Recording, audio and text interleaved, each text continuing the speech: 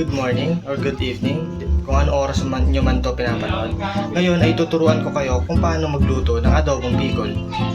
Ito ay madali lang lutuin kaya panoorin nyo na lang to mabuti. So let's start.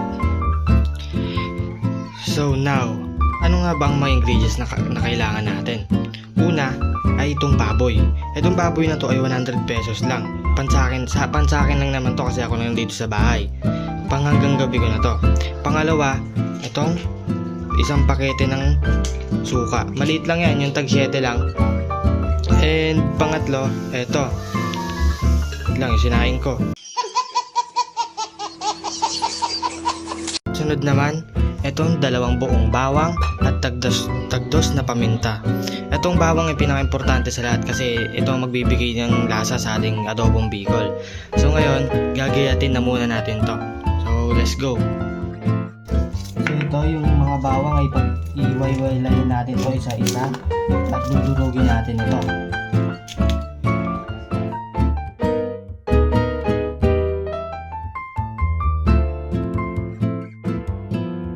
At after natin ito mapag-iway-walay, ito ay dudurugin natin. Pipit-pitin natin ito gamit ang kutsilyo.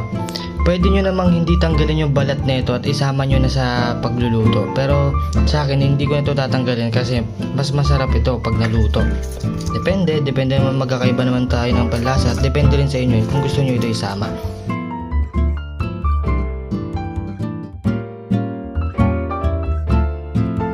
So ngayon, nadurog na natin ito isa-isa. Ngayon, isasantabi naman muna natin ito at ihiwain muna natin yung mga kalamansi.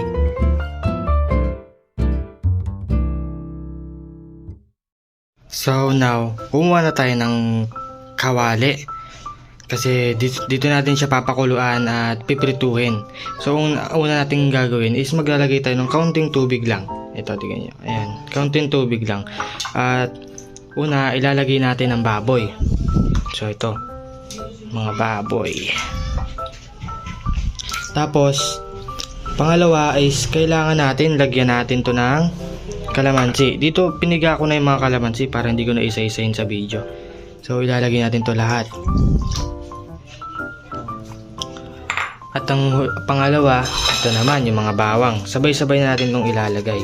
Kasi papakuluan natin to at hanggang sa tumuyo siya.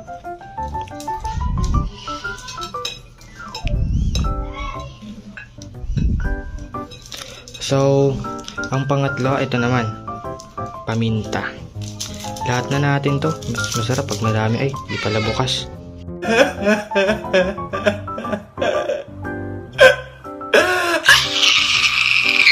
So, ang susunod naman is, pag nalagay natin yung paminta, ilalagay na natin yung kalahati lang ito. Kalahati lang ng suka. Ito, pinakamaliit ito ay yung tag 7. Ito mga batang to, ang iingay.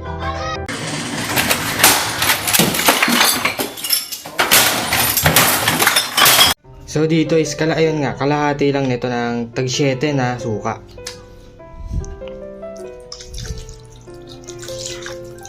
Oops, wag nyo ilalahat. Ito na. So pag kinulang pa tayo sa asim, so pwede pa na natin lagyan. So nakukulangan nga. So ngayon, ito ay haluin na natin. And papakuluan na natin ito.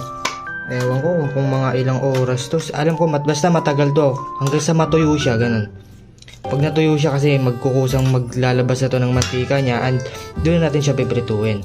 So, lasin mo natin.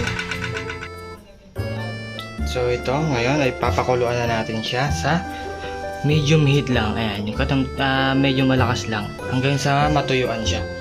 And also nilagyan ko pala to ng mga ganyan lang na asin or magic. Depende sa'yo kung magic or asin, pero mas better kung magic. So, hintayin na lang natin itong matuyo. Ay kumukulo na siya at hihintayin na lang natin itong matuyo. Bango. Sobrang bango. So, wait na lang natin. One eternity later. Guys, magiging ganyan yung itsura niya. Magbabrown-brown siya. So, kailangan na natin hinaan yung apoy. Yan. So, ngayon nakakaluin na natin ito. And, kapag hindi siya naglabas sa sarili niyang mantika, lagyan na natin siya ng mantika. So, wait lang. So ngayon ay nalagyan ko na ito ng mantika niya. And kailangan na natin haluin.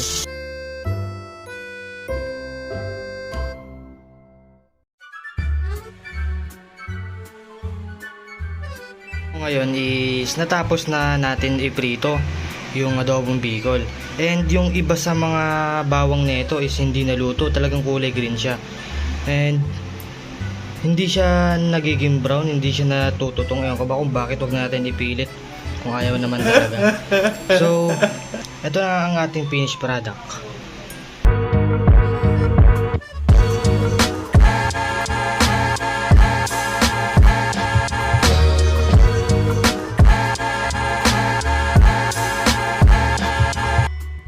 So yun guys, okay na, tapos na ang ating tutorial video, and sana may tutunan kayo sa aking ginawa, and sana matry nyo rin itong ginawa kong pagkain. And yun lang, maraming salamat.